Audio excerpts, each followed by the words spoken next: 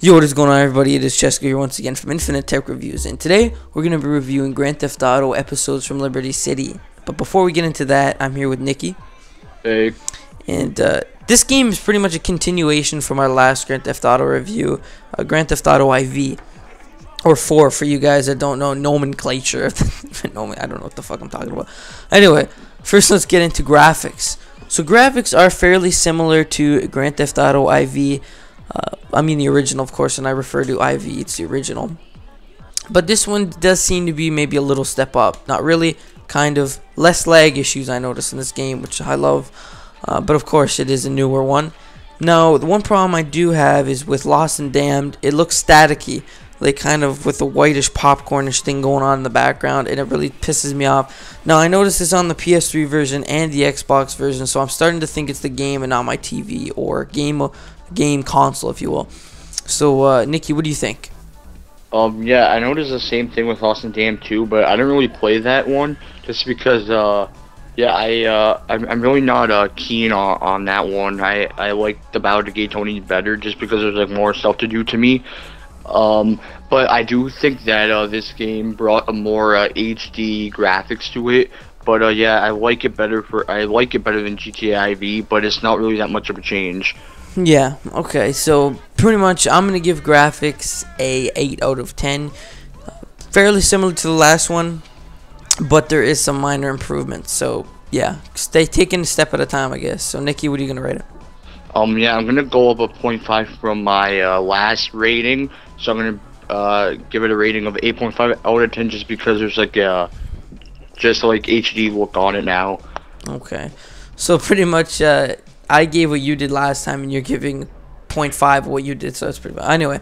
Yeah. So next thing we're going to be talking about is game modes. Now, this game's game modes are fairly similar to the last one. Campaign is a little bit better, if you ask me. Lost and Damned, I couldn't really do that. I'm not a biker kind of guy, so I'm not into that kind of stuff. So Battle of the Gay Tony is definitely my forte with that. Multiplayer is fairly similar, if not the exact same, with some different game modes. Not really. I think they're actually all the same. In fact, I think you get less in this game. I don't know. Nikki, what's your take on the game modes? Yeah, I don't think the game modes changed from this one from GTA IV. I think the only thing that actually changed was just the 2 campaigns that you get with this one. And yeah, and other than that, it's nothing different. You're still going to get the exact same thing from GTA IV, just like I said, 2 campaigns. So yeah, pretty much, yeah, the same. So I'm going to rate the game modes a 7 out of 10 because, I mean, come on. This just came out about a year after the first one. They couldn't have added any more modes or anything. Come on. So, yeah, 7 out of 10 for me. What about you, Nikki? Yeah, I'm just going to give it a 8 out of 10 just because they added the 2 really enjoyable campaigns that you can spend a lot of your time on and you can actually have an enjoyable time with. That's true, too, yeah. But I'm going to stick with mine. That's the thing that really brings it up, too, is that there's 2 campaigns instead of 1. It's like 2 games, you know? It's pretty cool. Yeah. So, yeah, let's get into the gameplay now. So, this is pretty much, as we always say, how the game is / performs. So, how it is, you know? This game is pretty good. I noticed there's not so many modded people online on Lost and Damned anyway. Battle of the Gay Tony is actually really bad for the hackers. Have you noticed that too, Nikki? Yeah, too much of them. Yeah, I mean, it's ridiculous how they can fly and all this stuff. If you're definitely a multiplayer kind of guy, do not get this game. You're not going to like it. It's kind of... online is really... The community on Grand Theft Auto are like a bunch of crackheads, in my opinion. Wouldn't you agree? Yeah, they're not friendly at all, and they're assholes. You can get the odd person that'll work with you, drive with you, whatever. But yeah, once again, it is pretty boring, I think. This is definitely not a game I would recommend if you want to have hours of enjoyable time when you're done the campaign. So the campaign in this game lasted what? It lasted me about a day, to be honest. Like, yeah, a couple hours. I beat the first time I got the game. I beat Battle of the Gay Tony in a day, and then Lost and Damned was like a day and a half, maybe.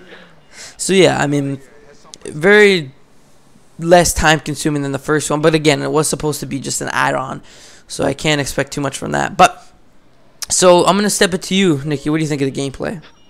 I think the gameplay, you're gonna get the exact same experience as you did with GTA IV, just with less lag issues, but more hackers. I think that's really messed up.